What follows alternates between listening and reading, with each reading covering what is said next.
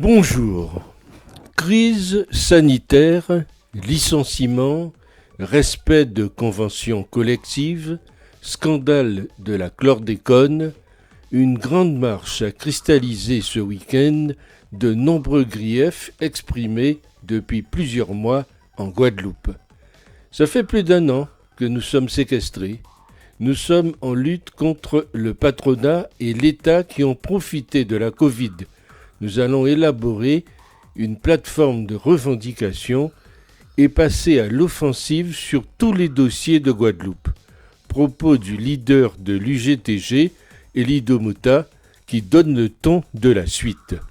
La suite créée par la réforme de l'assurance chômage, alors que les chômeurs sont déjà dans une situation de précarité extrême, et en Guadeloupe plus qu'ailleurs. La suite, c'est la modification par le gouvernement des règles concernant les liquidations judiciaires des sociétés. Avant, la priorité, c'était les travailleurs uniquement, mais désormais, ce n'est plus le cas. Les mandataires judiciaires auront plus de pouvoir qu'ils en ont déjà, et pire encore, les gérants des entreprises toucheront aussi. Donc, il ne restera plus d'argent pour les travailleurs qui seront licenciés en cas de redressement judiciaire de leur entreprise. Rajoutez à cela la crise sanitaire, l'avenir est sombre. Dans l'état de sidération où est plongée la Guadeloupe pour cause de Covid, tout semble gelé dans un jour sans fin pour ceux qui ne sont ni malades ni soignants.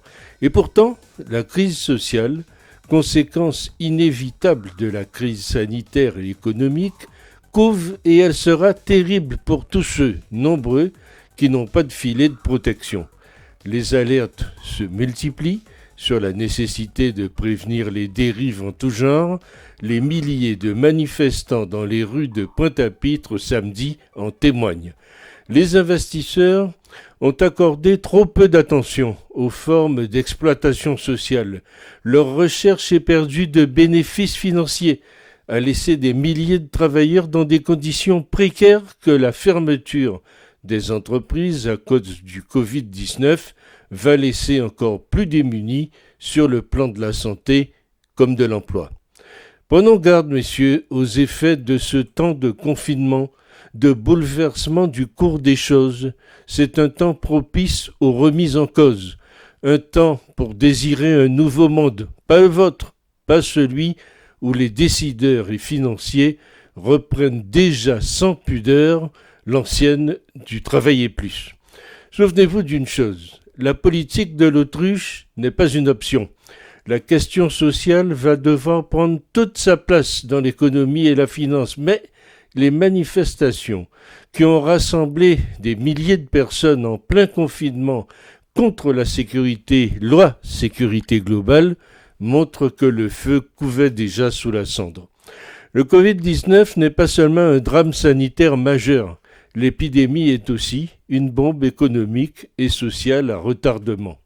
Les chiffres témoignent de l'état d'urgence qu'il y a pour le gouvernement à répondre à cette situation qui fait courir un risque d'implosion à l'ensemble de la société.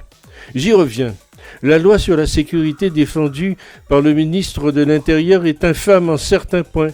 Après la politique très répressive menée contre les mouvements de contestation sociale, la volonté d'en cacher les images envoie un signal désastreux. Le gouvernement traverse clairement une zone de turbulence. Derrière le confinement, la crise sociale, et derrière la crise sociale, des politiciens et des fonctionnaires ratés.